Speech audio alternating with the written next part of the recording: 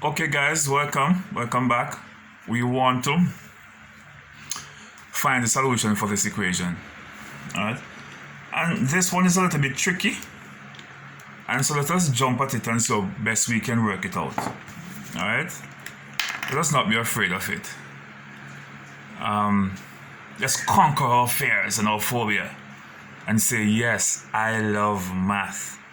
Maths. You see where I write that at the top there? I love maths. I want to tell myself that. And I want you to tell yourself that also, that you love maths as much as you might not like it.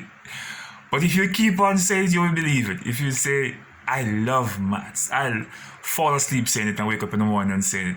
And you will love it eventually.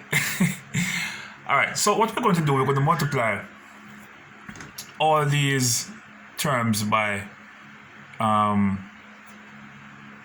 the three variables we have at the bottom here. So we're going to multiply txy.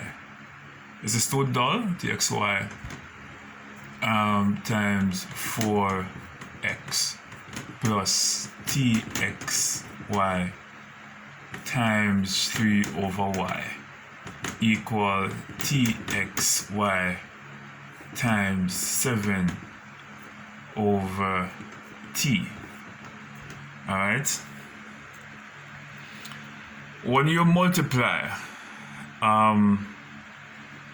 for example, let me write it out what we're doing.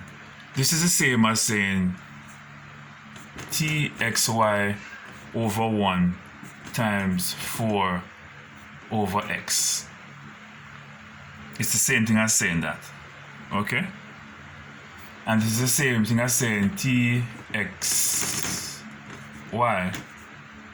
over 1 times 3 over 1. And this is the same as, because you're multiplying this by this, you know what I mean? And if you multiply by a fraction, you have to turn this into a fraction as well. Equal txy, always put it over 1, turn it into a fraction, alright? 7 over t.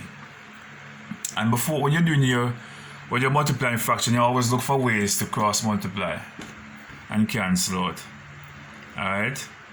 So we're going to have ty4. Here we're going to have, you always put the coefficient first. 4 ty, because the x is gone. Plus. And here we're going to have what? That can cancel out, this can cancel out. So we're going to have 3 tx. You don't put tx3. You put the coefficient in front. You put the number in front. Alright? And then you cancel out t, so you have 7xy. Is that okay? Alright, so you can replay the video to see how I get that. Okay. But when I look here, I can get an HCF here. And that would be t, because t is common in both. So I could have t, and then in bracket I could have 4y plus 3x, and still have 7xy over there. Alright? Good. How do I solve for t now? Alright, so if I solve for t, I'll have to get rid of this. And whatever you do on one side, you do it on the other side. So 4y plus 3x is going to cancel out itself, and I have to put it back over here. 4y plus 3x.